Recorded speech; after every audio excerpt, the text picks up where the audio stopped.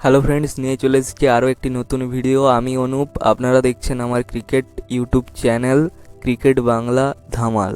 KKR last match 1 রানে জিতেছে। আপনারা সবাই ওই ম্যাচটা নিশ্চয়ই দেখেছেন। যদি না দেখে থাকেন, আমাদের চ্যানেলে ওই ভিডিওটির হাইলাইটস আছে, আপনারা গিয়ে দেখতে পারেন। লাস্ট ম্যাচ মিচেল স্টার্ককে যেইভাবে ধুয়েছিল আরসিবি, সেটা দেখার মতো ছিল। তো আগের ম্যাচ কলকাতা হারতে হারতে জিতেছে, তাই এই ম্যাচে আর কোনো রিস্ক নয়। দল থেকে 2জন বড় প্লেয়ারকে বাদ দিয়ে নতুন তারকা প্লেয়ার নিয়ে এসেছে গৌতম গম্ভীর।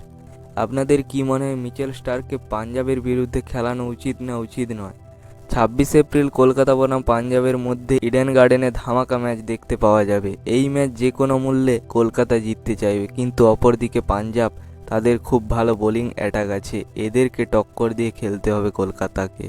এই ম্যাচটি 220 থেকে 230 রানের মতোই দেখতে পাওয়া যাবে, আগের দুটো ম্যাচের মতোই। কলকাতার জন্য বড় চ্যালেঞ্জ থাকবে পাঞ্জাব এই ম্যাচ ফ্রিভাবে খেলবে, কারণ তাদের প্লে অফে যাওয়া প্রায় অনিশ্চিত, তাই তারা অনেক রান করতে পারে। কলকাতার মেন পেসার যদি এই রকম খেলে, তাহলে কিভাবে কলকাতা ডমিনেট করবে। তাই দল থেকে বাদ দিতে চলেছে মিচেল স্টার্ক এবং আরও একজন ব্যাটসম্যান ভেঙ্কটেশ আইয়ার।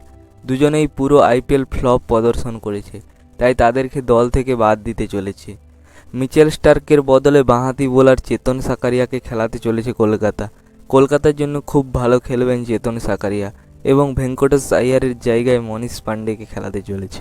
মনীষ পান্ডে একজন দুর্দান্ত ব্যাটসম্যান, ব্যাটে পাওয়ার হিটিং করেন, দলে জায়গা দিলে খুব ভালো খেলবেন। এই দুই চেঞ্জ হলে আপনাদের কি মনে হয়, কলকাতা পাঞ্জাবের বিরুদ্ধে জিততে পারবে নাকি? নিচে কমেন্ট করুন। ভিডিও ভালো লাগলে একটি লাইক করবেন এবং নিচে কমেন্ট করে জানাবেন ভিডিওটি কেমন লাগলো। চ্যানেল